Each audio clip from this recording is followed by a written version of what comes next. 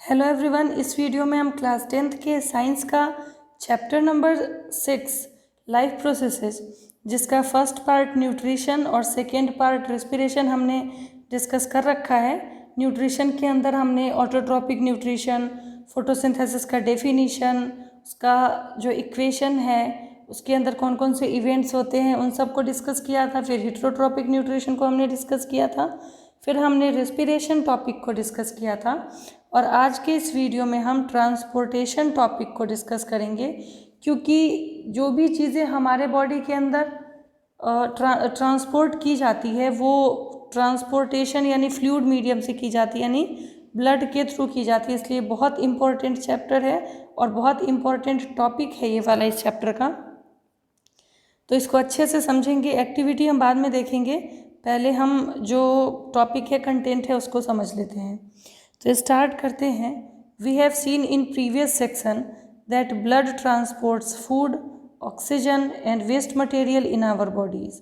हमने पहले वाले सेक्शन में देख रखा है कि ब्लड जो है वो हमारे बॉडी के अंदर फूड को ट्रांसपोर्ट करता है, ऑक्सीजन को ट्रांसपोर्ट करता है और वेस्ट मटेरियल्स को भी। मतलब कि हमारे बॉडी के अंदर जो भी चीज़ें ट्रांसपोर्ट की जाती हैं, nutrients, waste products, oxygen, carbon dioxide, ये सारे के सारे ब्लड के थ्रू ही ट्रांसपोर्ट किए जाते हैं। In class 9th we learned about blood being fluid connective tissue. हमने क्लास 9th में देखा था कि ब्लड जो है that was liquid connective tissue. ठीक है। Blood consist of fluid medium called plasma.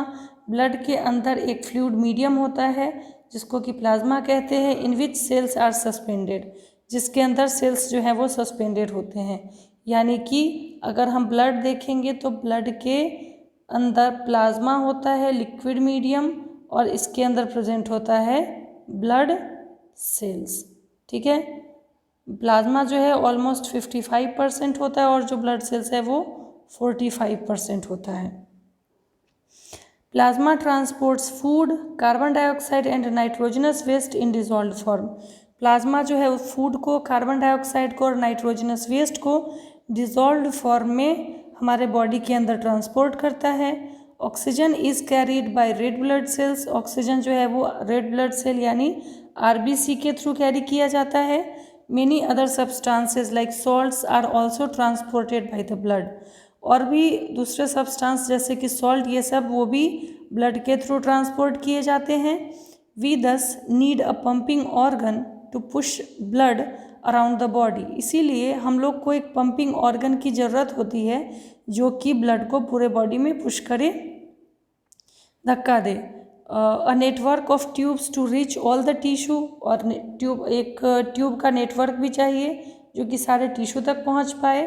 And a system in place to ensure that this network can be repaired if damaged. और एक ऐसा सिस्टम भी चाहिए जो कि ये इंश्योर करे, ये सुनिश्चित करे कि बॉडी के अंदर जो नेटवर्क है अगर डैमेज होगा कहीं पर भी तो उसको रिपेयर किया जाएगा। ठीक है। अब ये पहले हम डायग्राम देखते हैं, फिर इसके आगे का टॉपिक अगले वीडियो में देखेंगे। ये हमारे हार्ट का डायग्राम है। ठीक है। हार्ट का डायग्राम, इसके अंदर 4 चेम्बर होते हैं। देखो, एक ये वाला चेम्बर मैं ऐसे सर्कुलर बना देती हूँ, दूसरा ये वाला चेम्बर है, थर्ड ये चेम्बर है एंड फोर्थ ये चेम्बर है। ठीक। हमारे हार्ट के 4 चेम्बर होते हैं। तो दिस इज फर्स्ट चेम्बर। ऊपर वाला दोनों चेम्बर जो है ये और ये, इसको कहते हैं एट्रियम। और जो नीचे वाला दोनों चेम्बर है दिस इज वेंट्रिकल। तो ये क्लियर दिख रहा है कि जो एट्रियम है, ये वेंट्रिकल से छोटा है।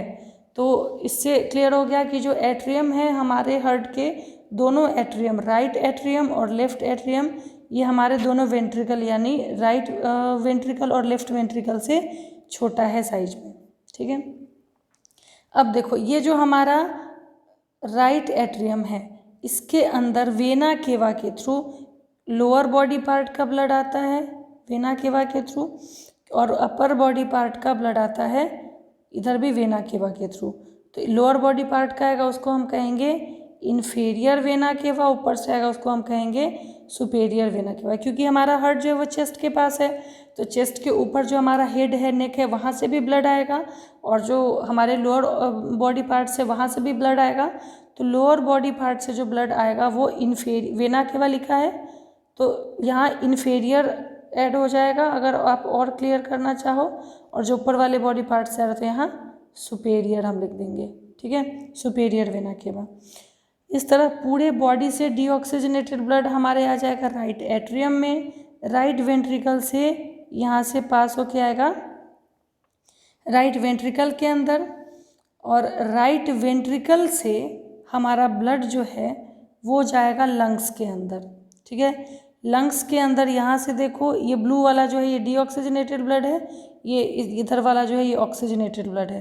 तो ब्लू वाला आप देख रहे हो कि यहाँ से इस वाले राइट वेंट्रिकल से निकल के इस पाइप के थ्रू पल्मोनरी आर्टरी के थ्रू लंग्स के अंदर जाएगा, लंग्स के अंदर गैसेस एक्सचेंज होगा, प्यूरिफिकेशन होगा, और वहाँ से ब्लड जो है वो ऑक्सीजनेटेड होके आएगा पल्मोनरी वेंस के थ्रू लेफ्ट एट्रियम में, लेफ्ट एट्रियम से लेफ्ट वेंट्रिकल में, और यहाँ से पूरे बॉडी में ये देखो ऐसे अयोटा के थ्रू सर्कुलेट करा दिया जाएगा। ठीक है, अब हमारा जो ये राइट पार्ट है और लेफ्ट पार्ट है, this is separated by septum, इसको हम क्या कहेंगे, सेप्टम, जो कि डिवाइडिंग वॉल है, ये डिवाइड करता है हमारे हार्ट को राइट और लेफ्ट दो पार्ट में, और राइट में भी दो चेम्बर है, upper chamber is atrium, lower chamber is ventricle, और लेफ्ट में भी दो पार्ट है, upper chamber is left atrium, lower chamber is left ventricle. और इसके बाद हमारा जो देखो यहाँ तो हमारे वेंट्रिकल का वॉल जो है वो काफ़ी थिक है इन कंपैरिजन टू एट्रियम, तो इसलिए थिक होता है बिकॉज कि हार्ट को ब्लड पंप करना होता है, पूरे बॉडी में पंप करना होता है, तो फोर्सफुली पंप करना होगा वेंट्रिकल के थ्रू, इसीलिए वेंट्रिकल का वॉल जो है वो काफ़ी थिक होता है। ये क्वेश्चन पूछा जा चुका है लास्ट ईयर के एग्ज़ाम में ही, इसलिए मैं यहाँ पे ये सब डिस्कस कर रही हूँ। ये एरो से यहाँ आपको पूरा क्लियर हो जाएगा कि देखो ये एरो नीचे की तरफ आ रहा है, ऊपर से तो पूरे बॉडी पार्ट से इस वाले चेम्बर में आया, इस वाले चेम्बर से इस वाले में आया, यहाँ से पल्मोनरी आर्टरी जो है वो लंग तक लेके गया, लंग के अंदर में प्यूरिफाई हुआ, प्यूरिफाई होने के बाद ऑक्सीजनेटेड ब्लड जो है वो पल्मोनरी वेन के through left atrium, then left ventricle, और फिर पूरे बॉडी में अयोटा के थ्रू सर्कुलेट करवा दिया जाएगा। ठीक है, अयोटा के थ्रू पूरे बॉडी में सर्कुलेट करवा दिया जाएगा।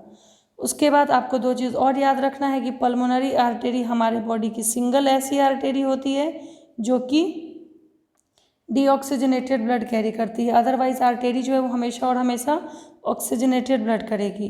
पल्मोनरी वेन जो है हमारे बॉडी का सिंगल वेन है जो ऑक्सीजनेटेड ब्लड कैरी करता है, अदरवाइज हमारे बॉडी में जहाँ भी वेन होंगे वो डीऑक्सीजनेटेड ब्लड कैरी करेंगे।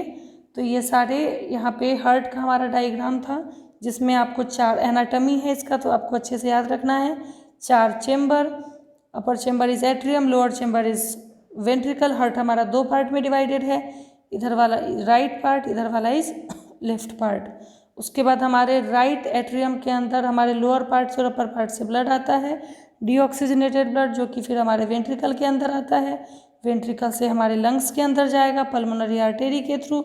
सिंगल आर्टरी हमारे बॉडी की जो डीऑक्सीजनेटेड ब्लड कैरी करती है, अदरवाइज आर्टरी जो है वो ऑक्सीजनेटेड ब्लड कैरी करेगी, वहाँ से लंग्स में जाएगा, लंग्स के अंदर प्यूरिफाई होगा, वहाँ से पल्मोनरी वेन के थ्रू आएगा left atrium, then left ventricle, फिर पूरे बॉडी में सर्कुलेट करवा दिया जाएगा। तो इस हिसाब से अगर आप पाथ ब्लड का फ्लो चार्ट और पाथ याद करो तो वो भी आपका क्लियर हो गया कि वेना केवा या फिर सिस्टेमिक वेन। ठीक है, वेना केवा या फिर सिस्टेमिक वेन के थ्रू आ जाएगा हमारे राइट एट्रियम में।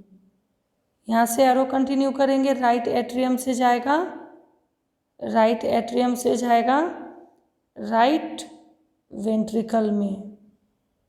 ठीक है, और राइट वेंट्रिकल से फिर एरो देंगे तो जाएगा पल्मोनरी आर्टेरी के थ्रू लंग्स में, यानी पल्मोनरी आर्टेरी के थ्रू लंग्स में, और लंग्स से प्यूरिफाई होके पल्मोनरी वेन के थ्रू आएगा हमारे लेफ्ट एट्रियम में, लेफ्ट एट्रियम से लेफ्ट वेंट्रिकल में, और लेफ्ट वेंट्रिकल से पूरे बॉडी में सर्कुलेट करा दिया जाएगा थ्रू अयोटा।